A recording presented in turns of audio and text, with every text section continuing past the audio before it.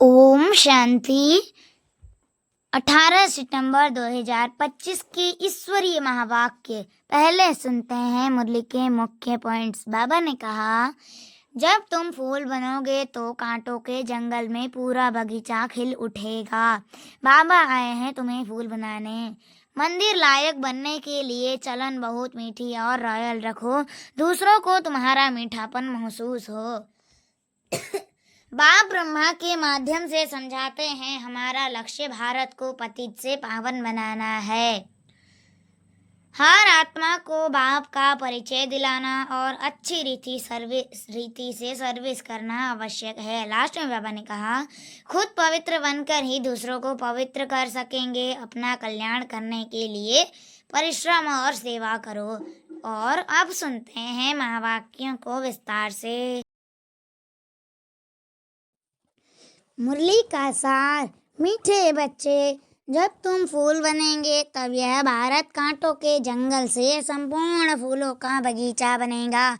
बाबा आया है तुम्हें फूल बनाने। प्रश्न, मंदिर लायक बनने के लिए किन बातों पर विशेष ध्यान देना है? उत्तर, मंदिर लायक बनना है तो चलन पर विशेष ध्यान दो। चलन बहुत मीठी और रॉयल होनी चाहिए। इतना मीठापन हो जो दूसरों को उसकी महसूसता आए। अनेकों को बाप का परिचय दो। अपना कल्याण करने के लिए अच्छी रीति पुरुषार्थ कर सर्विस पर लगे रहो। गीत। बदल जाए दुनिया ना बदलेंगे हम। ओम शांति। रूहानी बच्चे जानते हैं कि बाप ब्रह्मा द्वारा समझा रहे हैं। ब्रह्मा के रथ द्वारा ही समझाते रहते हैं। हम यह प्रतिज्ञा करते हैं कि श्रीमत पर हम इस भारत की भूमि को पतित से पावन बनाएंगे। भारत खास और दुनिया आम। सबको हम पतित से पावन बनने का रास्ता बताते हैं। इतने ख्यालात हर एक को अपनी बुद्धि में रखना है। बाप कहते हैं, ड्रामा अनुसार जब तुम फूल बन जाएंगे और जब समय आ जाएगा तो संपूर्ण बगीचा बन जाएगा। भगवान भी निराकार को कहा जाता है, माली भी निराकार को कहा जाता है। साकार को नहीं, माली भी आत्मा है ना कि शरीर। भगवान भी आत्मा है। बाप समझाएंगे तो वो जरूर शरीर द्वारा ना, शरीर के साथ ही उनको माली भगवान कहा जाता है।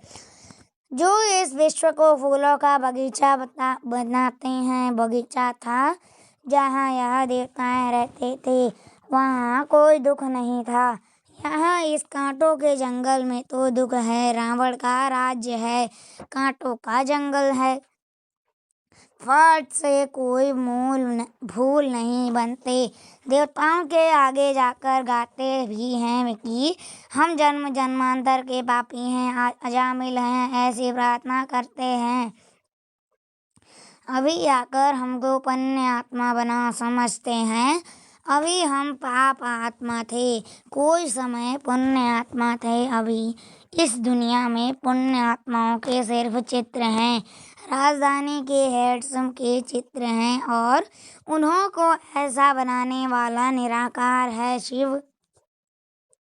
उनका चित्र है बस, और कोई चित्र है नहीं। इसमें भी शिव का तो बड़ा लिंग बना देते हैं। कहते भी हैं कि आत्मा स्टार मिसल है तो जरूर बाप भी ऐसा होगा ना। परंतु उनकी पूरी पहचान नहीं है। इन लक्ष्मी नारायण का विश्व में राज्य था। इनके लिए कहा भी कोई ग्लानि की बात नहीं लिखते। बाकी श्री कृष्ण को कब द्वापर में कब कहाँ ले जाते। लक्ष्मी नारायण के लिए सब कहेंगे स्वर्ग के मालिक थे। यह भी तुम्हारी एम ऑब्जेक्ट राधे कृष्ण कौन है। मनुष्य बेचारे एकदम मूझे हुए हैं, कुछ नहीं समझते। जो बाप द्वारा समझते हैं वह समझाने लायक भी बनते हैं। नहीं तो लायक बन नहीं सकते, दैवी गुण धारण कर नहीं सकते। भल कितना भी समझाओ परंतु ड्रामा अनुसार ऐसा होना ही है। तुम अभी खुद समझते हो, हम सब बच्चे बाप की श्रीमत पर भारत की रूहानी सर्विस करते हैं। अपने ही तन मन धन से प्रदर्शनी अथवा म्यूजियम आदि में पूछते हैं, तुम भारत की क्या सेवा करते हो? तुम जानते हो, हम भारत की बहुत अच्छी सर्विस करते हैं। जंगल से बगीचा बना रहे हैं, सतयुग है गार्डन। यह है कांटों का जंगल, एक दो को दुख देते रहते हैं। यह तुम अच्छी रीति समझा सकते हो। लक्ष्मी नारायण का चित्र भी बहुत अच्छा बनाना चाहिए। मंदिरों में बहुत खूबसूरत चित्र बनाते हैं, कहाँ गोरा कहाँ सावरा चित्र बनाते उनका क्या राज है, यह भी समझते नहीं। तुम बच्चों को अभी यह सारा ज्ञान है। बाप कहते हैं, मैं आकर सबको मंदिर लायक बनाता हूँ, परंतु सब मंदिर लायक नहीं बनते हैं। प्रजा को तो मंदिर लायक नहीं कहेंगे ना। प्रजा उन्हों की होगी जो पुरुषार्थ कर बहुत सर्विस करते हैं। तुम बच्चों को ये रूहानी सोशल सर्विस भी करनी है। तुम बच्चों को रूहानी सोशल सर्विस भी करनी है। इस सेवा में अपना जीवन सफल करना है। चलन भी बहुत मीठी सुंदर होनी चाहिए, जो औरों को भी मीठेपन से समझा सके। खुद ही कांटा होगा तो किसको फूल कैसे बनाएंगे? उनका तीर पूरा लगेगा नहीं। बाप को याद नहीं करते होंगे तो तीर कैसे लगेगा? अपने कल्याण के लिए अच्छी रीति पुरुषार्थ कर सर्विस में लगे रहो। बाप भी सर्विस पर है ना, तुम बच्चे भी दिन रात सर्विस पर हो। दूसरी बात समझाते हैं, शिव जयंती पर बहुत बच्चे तारे भेज देते हैं, उनमें भी ऐसी लिखत लिखनी चाहिए जो वह तारे किसको भी दिखाएं तो समझ जाएं आगे के लिए क्या करना है। आगे के लिए क्या करना है उसका पुरुषार्थ किया जाता है।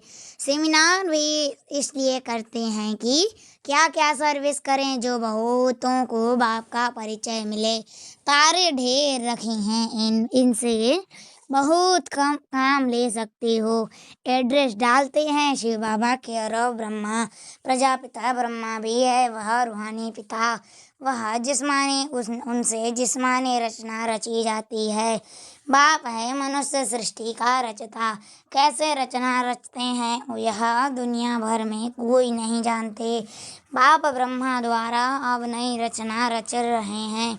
ब्राह्मण है चोटी, पहले ब्राह्मण जरूर चाहिए। विराट रूप की है यह चोटी। ब्राह्मण देवता क्षत्रिय वैश्य शूद्र, पहले शूद्र तो नहीं हो सकते। बाप ब्रह्मा द्वारा ब्राह्मण रचते हैं, शूद्र कैसे और किस द्वारा रचेंगे? तुम बच्चे जानते हो कैसे नई रचना रचते हैं।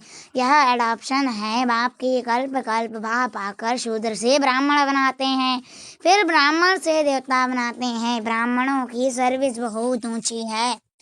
वह ब्राह्मण लोग खुद ही पवित्र नहीं है तो दूसरे को पवित्र कैसे बनाएंगे? कोई भी ब्राह्मण सन्यासी को कभी राखी नहीं बांधेंगे। वह कहेंगे, हम तो हैं ही पवित्र। तुम अपना मुँह देखो, तुम बच्चे भी कोई से राखी नहीं बंधवा सकते। नई दुनिया में तो सब एक दो को बांधते हैं। बहन भाई को बांधती है, यह रिवाज अभी निकला है। अभी तुम शूद्र से ब्राह्मण बनने के लिए पुरुषार्थ करते हो।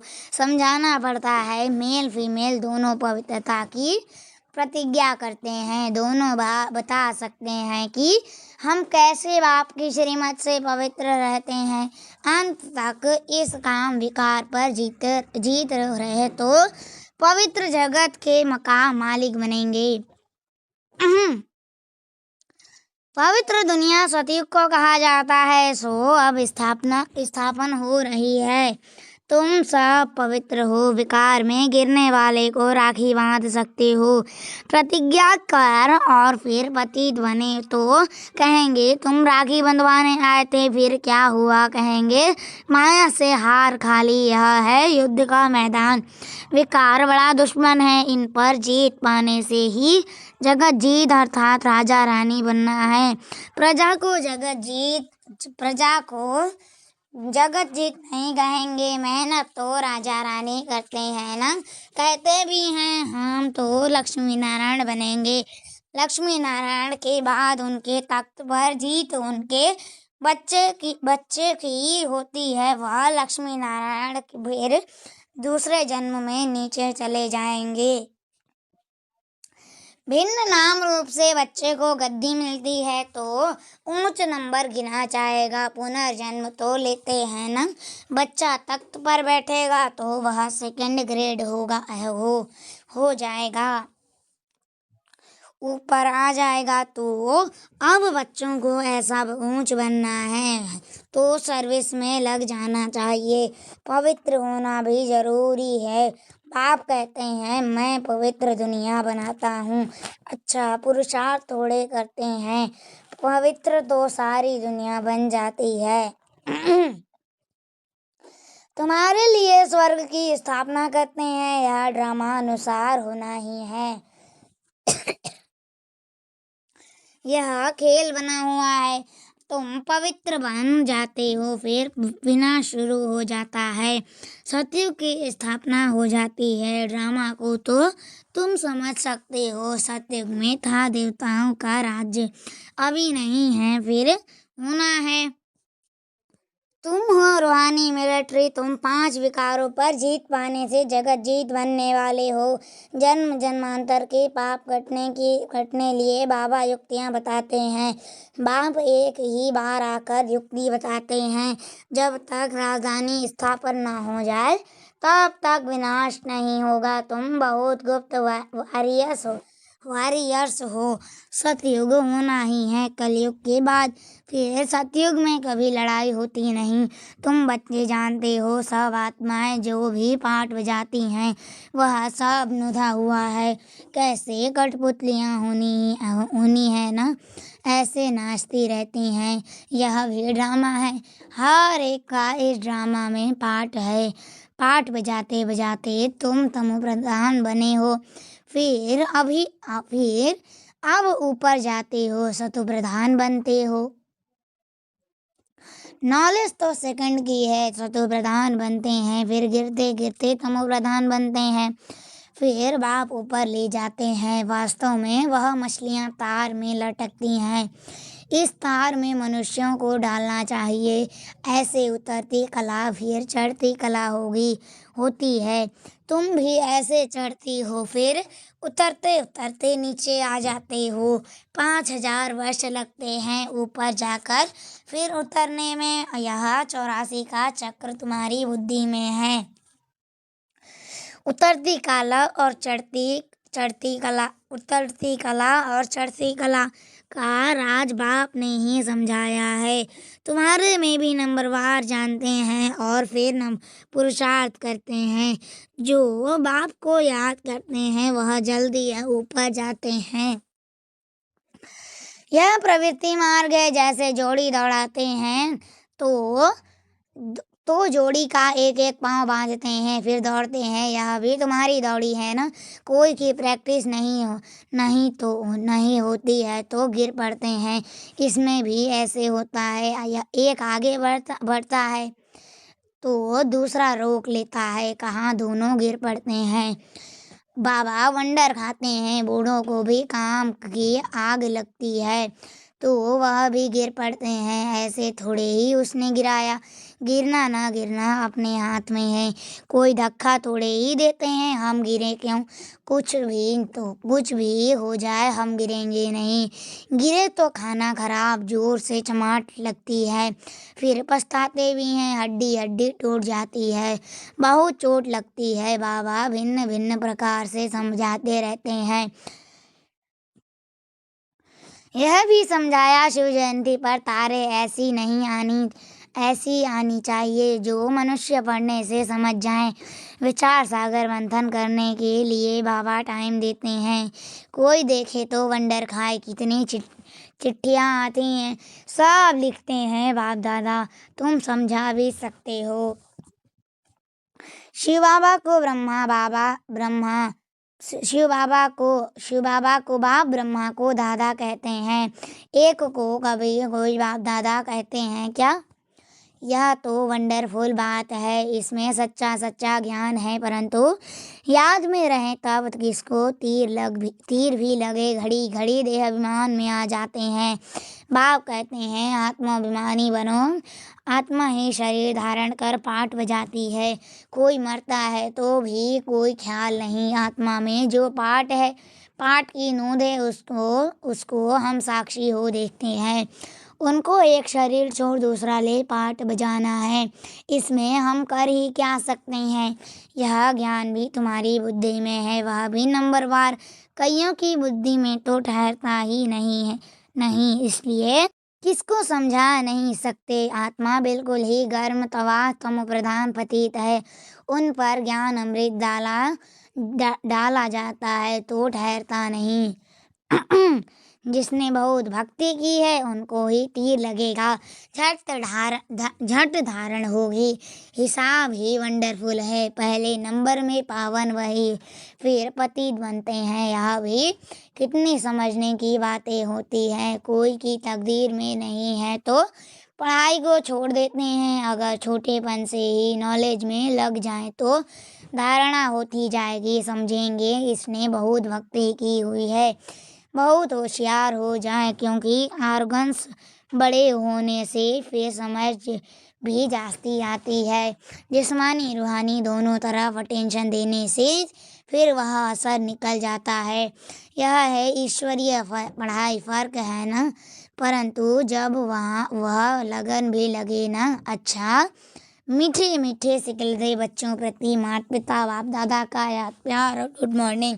रूहानी बाप की रूहानी बच्चों को नमस्ते। हम रूहानी बच्चों की रूहानी माता पिता बाप दादा का याद प्यार और गुड मॉर्निंग। नमस्ते नमस्ते नमस्ते, शुक्रिया बाबा शुक्रिया। धारणा के लिए मुख्य सार, पहला पॉइंट, रूहानी मिलिट्री 1, 5 विकारों पर जीत पानी है, पवित्र जरूर बनना है, श्रीमत पर भारत को पावन बनाने की सेवा करनी है। दूसरा, इस बेहद नाटक में हर पाठ आत्मा अभिमानी होकर बजाना है, कभी भी देह अभिमान में नहीं आना है, साक्षी होकर हर एक एक्टर का पाठ देखना है। वरदान, सदा खुशी व मौज की स्थिति में रहने वाले कंबाइंड स्वरूप के अनुभवी भव। सदा खुशी व मौज की स्थिति में रहने वाले कंबाइंड स्वरूप के अनुभवी भव।